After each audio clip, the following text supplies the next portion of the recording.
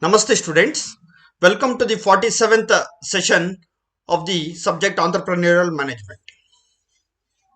Students, in this session we are going to focus about how the commercial banks are helping the small scale industries.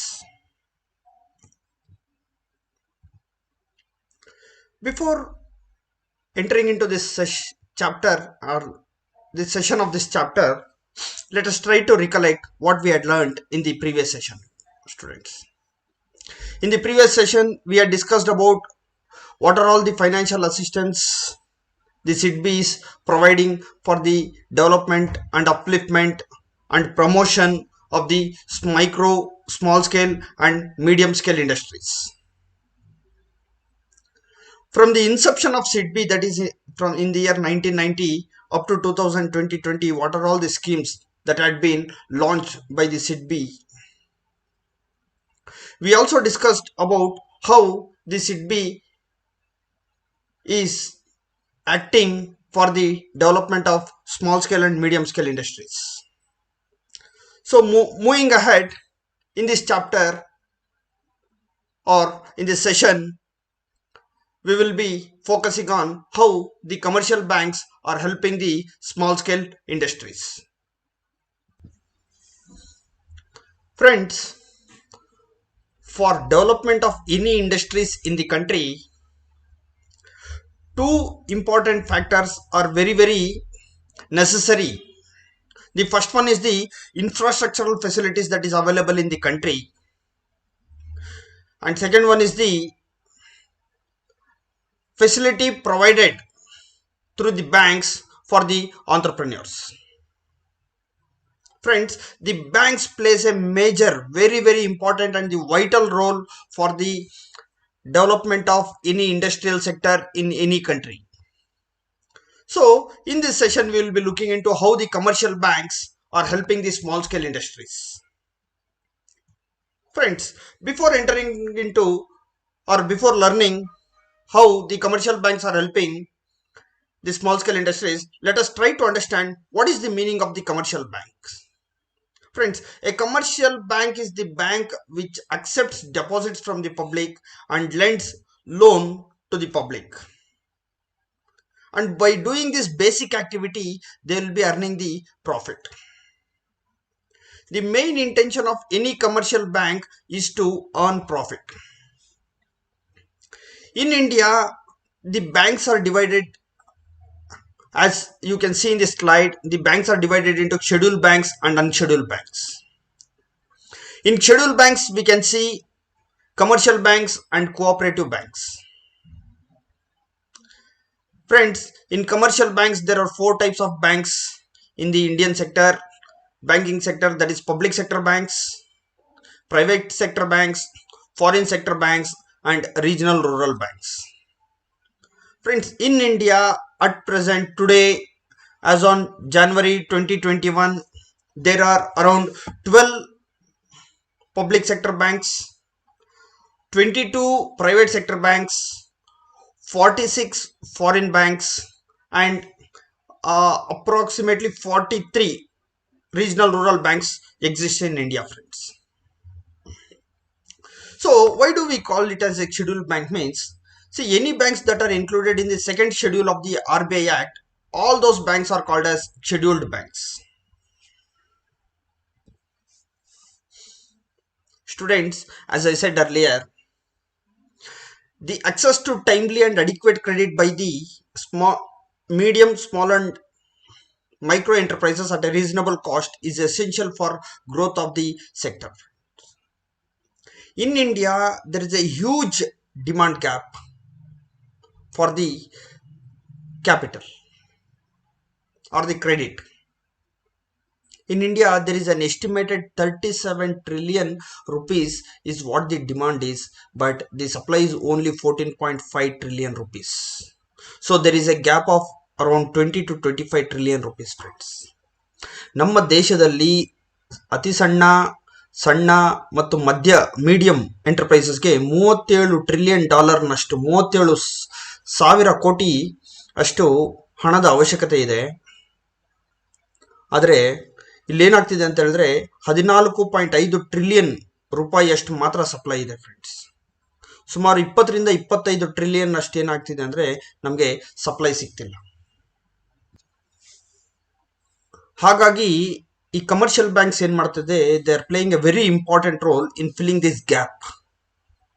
So ನಾವೇನು ಮಾಡೋಣ ಈಗ, what are all the financial assistance provided by the commercial banks ಅಂದರೆ ನಾನು ನಿಮ್ಗೆ already ಹೇಳ್ದಂಗೆ 12 public sector bank, 26 private sector banks, 46 foreign banks, 43 regional rural banks. ಈ ಒಂದೊಂದು ಬ್ಯಾಂಕ್ನವ್ರು ಏನು ಮಾಡಿದ್ದಾರೆ, ಒಂದೊಂದು ರೀತಿಯಾದಂಥ ಹಲವಾರು ರೀತಿಯಾದಂಥ ಸ್ಕೀಮ್ಸ್ನ ಇಂಟ್ರಡ್ಯೂಸ್ ಮಾಡಿದ್ದಾರೆ. ಈಗ State Bank of India is the number 1 public sector bank. ಅವರು ಸುಮಾರು 10ರಿಂದ 15ರಷ್ಟು ಸ್ಕೀಮ್ಸ್ನ MSME ಸೆಕ್ಟರ್ಗೆ, small and medium enterprises, micro enterprises ಸೆಕ್ಟರ್ಗೆ ಸ್ಕೀಮ್ಸ್ನ ಇಂಟ್ರಡ್ಯೂಸ್ ಮಾಡಿದರೆ, ಬ್ಯಾಂಕ್ ಆಫ್ ಬರೋಡಾ ಅಥವಾ ಸಿಂಡಿಕೇಟ್ ಬ್ಯಾಂಕ್, ಈ ಥರ ಹಲವಾರು ರೀತಿಯಾದ ಬ್ಯಾಂಕ್ಗಳು ಹಲವಾರು ಸ್ಕೀಮ್ನ ಇಂಟ್ರಡ್ಯೂಸ್ ಮಾಡಿದ್ದಾರೆ. ಸೊ ಆ ಎಲ್ಲ ಸ್ಕೀಮ್ಸ್ನ ನೋಡೋದಕ್ಕಿಂತ ನಾವು ಈ ಒಂದು ಸೆಷನ್ನಲ್ಲಿ ಒಟ್ಟಾಗಿ ಎಲ್ಲ ಕಮರ್ಷಿಯಲ್ ಬ್ಯಾಂಕ್ಸ್ನವರು MSME ಸೆಕ್ಟರ್ಗೆ ಯಾವ ರೀತಿಯಾಗಿ ಹೆಲ್ಪ್ ಮಾಡಿದ್ದಾರೆ ಅನ್ನೋ ಒಂದು ಸ್ಟ್ಯಾಟಿಸ್ಟಿಕಲ್ ಫಿಗರ್ಸ್ನ ನಾನು ನಿಮ್ಮ ಮುಂದೆ ತರಲಿಕ್ಕೆ ಇಷ್ಟಪಡ್ತೀನಿ ಫ್ರೆಂಡ್ಸ್.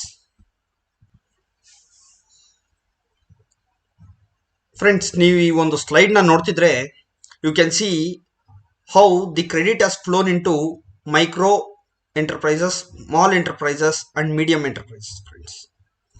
ಸೊ ನೀವು ಈ ಒಂದು ಮೊದಲನೇ ಕಾಲಮ್ನಲ್ಲಿ ನೋಡಿದ್ರೆ, ಈ ಮೈಕ್ರೋ ಎಂಟರ್ಪ್ರೈಸಸ್ ಇದೆಯಲ್ವಾ, ಇದರಲ್ಲಿ ನೀವು ನೋಡಿ, ನೀವು 2019-20 ಸಾಲಿನಲ್ಲಿ ಟೋಟಲ್ ಔಟ್ಸ್ಟ್ಯಾಂಡಿಂಗ್ ಎಷ್ಟು ಫ್ಲೋ ಆಗಿದೆ ಅಂತ ಹೇಳಿದ್ರೆ, ಇಲ್ಲಿವರೆಗೂ ಸುಮಾರು 7,16,962 ಕೋಟಿ ರೂಪಾಯಿ. ಸೊ ಇಷ್ಟು ಫ್ಲೋ ಆಗಿದೆ ಫ್ರೆಂಡ್ಸ್. ನೋಡಿ, ಇಲ್ಲಿ amount in crore rupees but numbers in lakh. So ಇದು 255.6 ಲಕ್ಷ ಅಕೌಂಟ್ಸ್ ಓಪನ್ ಮಾಡಿದ್ದಾರೆ 2018-19 ಅದೇ 19-20 352 ಲ್ಯಾಕ್ಸ್ ಅಷ್ಟು ಅಕೌಂಟ್ಸ್ಗೆ ಸುಮಾರು 7,16,962 ಕೋಟಿಯಷ್ಟು ಕ್ರೆಡಿಟ್ ಯಾವುದಕ್ಕೆ, ಬರೀ ಓನ್ಲಿ ಮೈಕ್ರೋ ಎಂಟರ್ಪ್ರೈಸಸ್ಗೆ ಮಾತ್ರ ಅಷ್ಟು ಅಮೌಂಟ್ ಫ್ಲೋ ಆಗಿದೆ friends. So when we move to the small enterprises, the number of accounts is 23 lakhs accounts and the amount outstanding from the MSMEs is 6,33,624 crores. ಇಷ್ಟು ಹಣದ ಸುಮಾರು 6,33,624 ಕೋಟಿ ರೂಪಾಯಿಯಷ್ಟು ಹಣ ಈ ಕಮರ್ಷಿಯಲ್ ಬ್ಯಾಂಕ್ಸ್ಗೆ ಸ್ಮಾಲ್ ಎಂಟರ್ಪ್ರೈಸಸ್ ಇಂದ ಬರಬೇಕಿದೆ ಫ್ರೆಂಡ್ಸ್. ಅಂದರೆ ಇಷ್ಟು ಹಣನ ಅವ್ರು ಏನು ಮಾಡಿದ್ದಾರೆ ಅಂತ ಹೇಳಿದ್ರೆ ಸಾಲದ ರೂಪದಲ್ಲಿ ಕೊಟ್ಟಿದ್ದಾರೆ. ಅದೇ ರೀತಿ ಮೀಡಿಯಂ ಎಂಟರ್ಪ್ರೈಸಸ್ ನೋಡಿದ್ರೆ ನಿಮಗೆ 1,95,487 ಕೋಟಿ ರೂಪಾಯಿಯಷ್ಟು ಹಣದ ಹರಿವು ಹೋಗಿದೆ ಫ್ರೆಂಡ್ಸ್. ಸೊ ಇದೆಲ್ಲ ನಾವೆಲ್ಲ ಓವರ್ ಆಲ್ ಟೋಟಲ್ ಮಾಡಿದ್ರೆ, ಮೈಕ್ರೋ ಎಂಟರ್ಪ್ರೈಸಸ್, ಸ್ಮಾಲ್ ಎಂಟರ್ಪ್ರೈಸಸ್ ಮತ್ತು ಮೀಡಿಯಂ ಎಂಟರ್ಪ್ರೈಸಸ್ ಇಷ್ಟನ್ನು ಟೋಟಲ್ ಮಾಡಿದ್ರೆ ಒಟ್ಟು 15,46,074 ಕೋಟಿ ರೂಪಾಯಿಯಷ್ಟು ಹಣದ ಹರಿವು ಸಾಲದ ರೂಪದಲ್ಲಿ ಯಾರಿಗೆ ಮೈಕ್ರೋ ಎಂಟರ್ಪ್ರೈಸಸ್, ಸ್ಮಾಲ್ ಎಂಟರ್ಪ್ರೈಸಸ್ ಮತ್ತು ಮೀಡಿಯಂ ಎಂಟರ್ಪ್ರೈಸಸ್ಗೆ ಹರಿದು ಹೋಗಿದೆ ಫ್ರೆಂಡ್ಸ್. ಮುಂದುವರೆದು ನಾವು ಪ್ರೀವಿಯಸ್ ಸ್ಲೈಡಲ್ಲಿ ಮೈಕ್ರೋ ಎಂಟರ್ಪ್ರೈಸಸ್ಗೆ ಎಷ್ಟು ಹಣದ ಹರಿವು ಆಗಿದೆ, ಸ್ಮಾಲ್ ಎಂಟರ್ಪ್ರೈಸಸ್ಗೆ ಎಷ್ಟು ಹಣದ ಹರಿವು ಆಗಿದೆ, ಮೀಡಿಯಂ ಎಂಟರ್ಪ್ರೈಸಸ್ಗೆ ಎಷ್ಟು ಹಣದ ಹರಿವು ಆಗಿದೆ ಅನ್ನೋದ್ರ ಬಗ್ಗೆ ಗಮನ ಹರಿಸಿದ್ರಿ.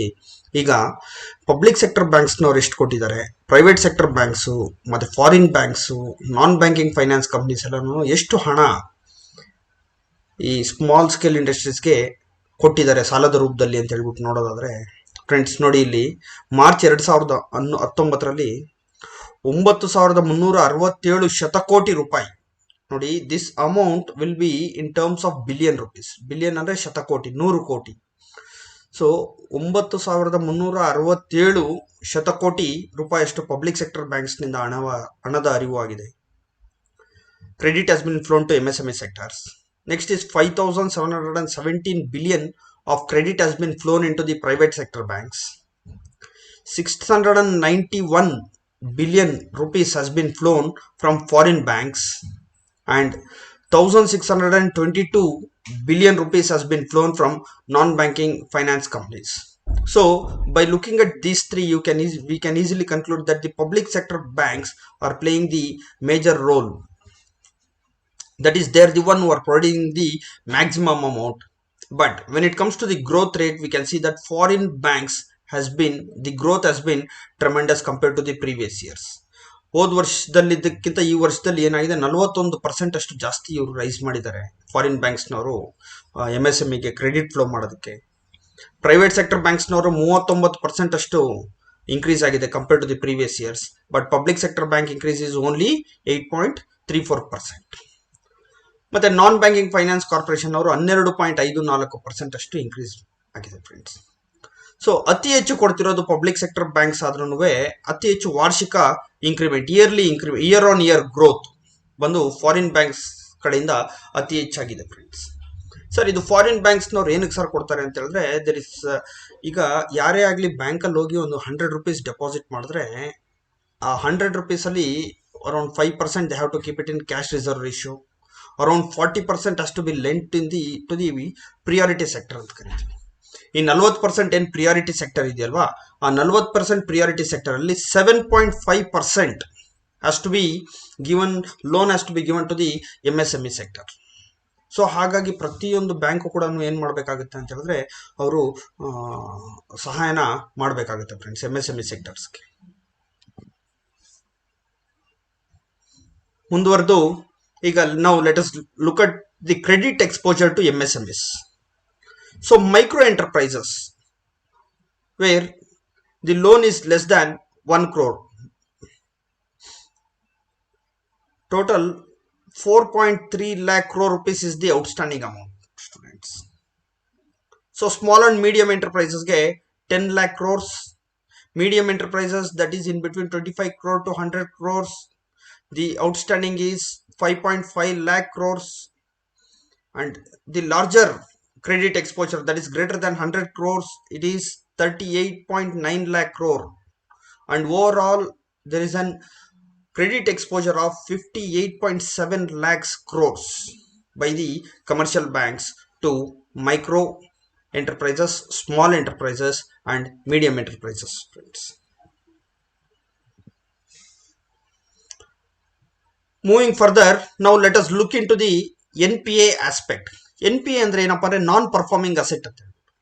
ಏನಪ್ಪ ನಾನ್ ಪರ್ಫಾರ್ಮಿಂಗ್ ಅಸೆಟ್ ಅಂತ ಹೇಳಿದ್ರೆ, ಯಾರೇ ಆಗ್ಲಿ ಸಾಲ ತಗೊಂಡಾಗ ಸಾಲನ ಮರುಪಾವತಿ ಮಾಡಲಿಲ್ಲ ಅಂತ ಹೇಳಿದ್ರೆ ಅಸೆಟ್ಸ್ ನ ನಾವೇನಂತ ಕರಿತೀವಿ, ನಾನ್ ಪರ್ಫಾರ್ಮಿಂಗ್ ಅಸೆಟ್ಸ್ ಅಂತ ಹೇಳ್ಬಿಟ್ಟು ಕರಿತೀವಿ. ಸೊ ಈಗ ಇಲ್ಲಿ ನೋಡೋದಾದ್ರೆ ನೀವು micro enterprises, small and medium enterprises, medium enterprises and large enterprises ನೋಡಿ, ನೀವು ನೋಡ್ಬೋದು ಈ ಮೈಕ್ರೋ ಎಂಟರ್ಪ್ರೈಸಸ್ ಅಲ್ಲಿ ಈ ಕೆಳಗಡೆ ಬ್ಲೂ ಕಲರ್ ಇದೆ ನೋಡಿ, ಇದೆಲ್ಲ ಮೈಕ್ರೋ ಎಂಟರ್ಪ್ರೈಸಸ್. ಈ ಮೈಕ್ರೋ ಎಂಟರ್ಪ್ರೈಸಸ್ ಅಲ್ಲಿ NPAs are very very less compared to the large scale industries. So micro enterprises ಅಲ್ಲಿ ಬರೀ NPA 8.5% ಇದ್ರೆ, ಲಾರ್ಜ್ ಎಂಟರ್ಪ್ರೈಸಸ್ ಅಲ್ಲಿ the NPA is up to around 20%. So medium enterprises ಅಲ್ಲಿ 18.4% is the NPA. And small enterprises ಅಲ್ಲಿ it is around 11.3% is the NPA, non-performing asset, friends. See, by looking at this chart, we can come to a conclusion that the large enterprises are the one who are defaulting in their repayment of the loan on time rather than the micro and small enterprises. ಮತ್ತೆ ನೀವು ಇದಕ್ಕೆ previous ನೋಡಿದ್ರೆ, ಇದಕ್ಕೆ ಮುಂಚೆ ನೋಡಿದ್ರೆ ಇವ್ರಿಗೆ large ಎಂಟರ್ಪ್ರೈಸಸ್ಗೆ ಸಿಕ್ಕಾಪಟ್ಟೆ ದುಡ್ಡಿನ ಹರಿವು ಆಗಿದೆ. ಅದರಿಂದ ಬ್ಯಾಂಕ್ಗಳಿಗೆ ಸಾಕಷ್ಟು ನಷ್ಟ ಆಗುತ್ತೆ ಫ್ರೆಂಡ್ಸ್. ಯಾಕಂದ್ರೆ 20% NPA is a very huge, but 8.5% is 8.5 to 11% is a globally accepted standards. ಇದು ಪ್ರಪಂಚದಲ್ಲಿ ನಮ್ಮ ದೇಶದಲ್ಲೆಲ್ಲ ಎಲ್ಲ ದೇಶದಲ್ಲಿನೂ ಈ ರೀತಿಯಾದಂಥ NPS ಇರುತ್ತೆ. So this percentage is very good, not that bad compared to the large sectors. So ಹಾಗಾಗಿ ಏನ್ ಹೇಳಲಿಕ್ಕೆ ಇಷ್ಟಪಡ್ತೀನಿ ಅಂದ್ರೆ, ಈ ಸಣ್ಣ ಮತ್ತು ಮೈಕ್ರೋ, ಅತಿ ಸಣ್ಣ ಎಂಟರ್ಪ್ರೈಸಸ್ನವ್ರು ಏನ್ ಮಾಡ್ತಿದ್ದಾರೆ ಅಂತ ಹೇಳಿದ್ರೆ, they are paying their EMIs correctly ಅಂತ ಹೇಳಲಿಕ್ಕೆ ನಾನು ಇಷ್ಟಪಡ್ತೀನಿ ಫ್ರೆಂಡ್ಸ್. ರೀಸೆಂಟ್ ಆಗಿ ಪ್ರಧಾನ ಮಂತ್ರಿ ನರೇಂದ್ರ ಮೋದಿ ಅವರು ಒಂದು ಸ್ಕೀಮ್ ನ ತರ್ತಾರೆ. ಏನಪ್ಪಾ ಅಂತ ಹೇಳಿದ್ರೆ 59 ನಿಮಿಷದಲ್ಲಿ ಸಣ್ಣ ಮತ್ತು ಅತಿ ಸಣ್ಣ ಕೈಗಾರಿಕೆಯವರಿಗೆ ಏನ್ ಲೋನ್ ಸಿಗ್ಬೇಕು ಅಂತ ಹೇಳಿ. So if you are running one small enterprises, ನೀವೊಂದು ಬ್ಯಾಂಕ್ ಹೋಗುವಂತ ಅವಶ್ಯಕತೆ ಇಲ್ಲ. ಮನೆಯಲ್ಲೇ ಕುತ್ಕೊಂಡು ಆನ್ಲೈನ್ ಅಲ್ಲಿ ಅಪ್ಲಿಕೇಶನ್ ಹಾಕಿದ್ರೆ ನಿಮ್ಗೆ 59 ನಿಮಿಷದಲ್ಲಿ ನಿಮ್ಗೆ ಏನಾಗ್ಬೇಕಂತ ಹೇಳಿದ್ರೆ ಲೋನ್ ನ ಸ್ಯಾಂಕ್ಷನ್ ಮಾಡ್ಬೇಕು. ನಿಮ್ಗೆ ಲೋನ್ ಸ್ಯಾಂಕ್ಷನ್ ಆಗುತ್ತೆ.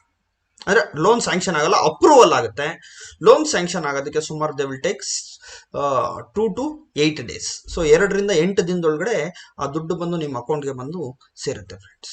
ಸೊ ಆ ರೀತಿಯಾಗಿ ಪಬ್ಲಿಕ್ ಸೆಕ್ಟರ್ ಬ್ಯಾಂಕ್ ಲೋನ್ ಇನ್ 59 minutes ಈ ರೀತಿಯಾದಂಥ ಒಂದು ಸ್ಕೀಮ್ ಮುಖಾಂತರ ಕಮರ್ಷಿಯಲ್ ಬ್ಯಾಂಕ್ಸ್ನವರು ಸ್ಮಾಲ್ ಇಂಡಸ್ಟ್ರೀಸ್ಗೆ ಹೆಲ್ಪ್ ಮಾಡ್ತಿದ್ದಾರೆ friends.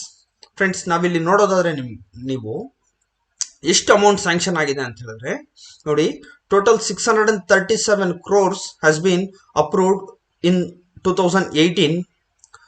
As on June 7, 2019, 40,156 crores 40,156 ಕೋಟಿಯಷ್ಟು ಹಣನ ಇವರು ಸ್ಯಾಂಕ್ಷನ್ ಮಾಡಿದ್ದಾರೆ ಫ್ರೆಂಡ್ಸ್. ಅಂದ್ರೆ ಇವರೊಂದು ಹೊಸ ಸ್ಕೀಮ್ ಬಂದಿದೆ. ಆ ಸ್ಕೀಮ್ ಮುಖಾಂತರ ಏನಾಗ್ತಿದೆ ಅಂದ್ರೆ ಯಾರಿಗೆ ಅವಶ್ಯಕತೆ ಇದೆಯೋ ಹಣ ಅಂತವ್ರಿಗೆ ಕೂಡಲೇ ಹಣದ ಅಭಾವವನ್ನು ನೀಗಿಸುವಂತ ಕೆಲಸ, fulfilling the needs of the credit ನ ಮಾಡುವಂತ ಕೆಲಸನ ಕಮರ್ಷಿಯಲ್ ಬ್ಯಾಂಕ್ಸ್ನವರು ಮಾಡ್ತಾ ಇದ್ದಾರೆ ಫ್ರೆಂಡ್ಸ್.